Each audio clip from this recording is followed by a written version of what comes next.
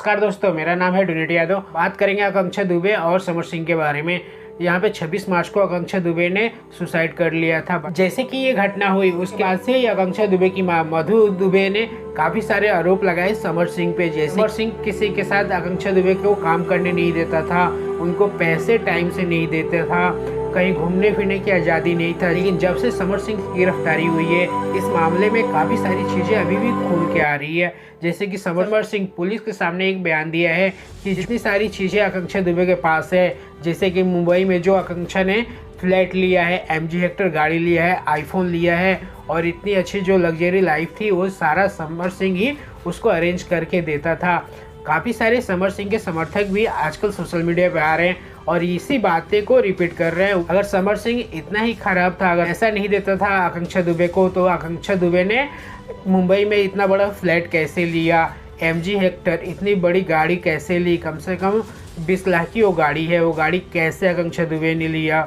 iPhone 14 Pro Max आकांक्षा Dubey use करती है, तो ये फ़ोन 1.5 लाख के करीब आता है। अगर समर सिंह यहाँ पे उसका पैसा नहीं देता था तो ये सारी चीज़ें आकांक्षा दुबे के पास कहाँ से आई। यहाँ पे कुछ लोगों का ये भी कहना है, अगर समर सिंह काम नहीं करने देता था किसी और सुपरस्टार के साथ, तो आप बताइए खेसारी लाल, पवन सिंह, अंकुश राजा, कल्लू, भोजपुरी के जितने सारे सुपरस्टार हैं सबके साथ आकांक्षा दुबे का गाना आया हुआ है।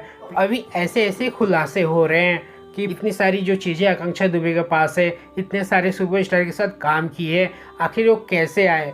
इतने कम समय में कोई भी भोजपुरी की एक्टर इतना कुछ अचीव नहीं कर लेती है जितना आकांक्षा दुबे ने अचीव किया है। मुंबई में उन्होंने फ्लैट लिया, गाड़ी लिया, आईफोन लिया, एक लग्जरियस लाइफ जी रही थी। हालांकि आकांक्षा दुबे ने अपने गांव पे कुछ काम नहीं किया था, पता नहीं अब वो अपनी माँ को दे पाई या नहीं दे पाई, लेकिन ये सारी चीज़ें भी एकदम क्लियर होती नज़र आ रही है कि जितनी सारी आकांक्षा दुबे के पास ये सारे एसेट्स है, इतनी सारी लग्जरियस लाइफ है, आखिर कहाँ से ये सारे पैसे आते थे। ये एक देखने वाली और सोचने वाली बात है।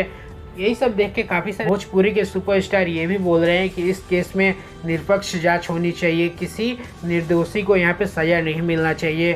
सज़ा तो मिल गई आकांक्षा दुबे को और पता नहीं वो दोषी थी या निर्दोषी थी। अब समर सिंह को देखना है जो कि 14 दिन का पुलिस रिमांड पे है। अब इसको किस प्रकार की सज़ा मिलती है अगर यह दोषी निकलता है, तो आपको क्या लगता है अभी ये मामला जो चल रहा है, क्या समर सिंह इसमें इन्वॉल्व है या आकांक्षा दुबे ने खुद से खुदकुशी की है।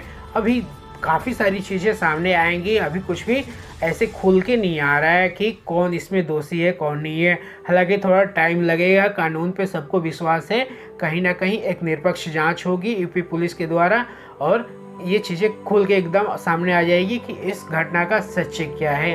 बाकी आपको वीडियो अच्छी लगी हो तो लाइक करिएगा, चैनल को सब्सक्राइब करिएगा और इस वीडियो को ज़्यादा से ज़्यादा शेयर करिएगा, क्योंकि लोगों को पता चले कि ये जो घटनाएं हो रही है किस आधार पे हो रही है, किस बेस पे हो रही है। चलिए मिलते किसी और वीडियो में, तब तक के लिए राधे राधे।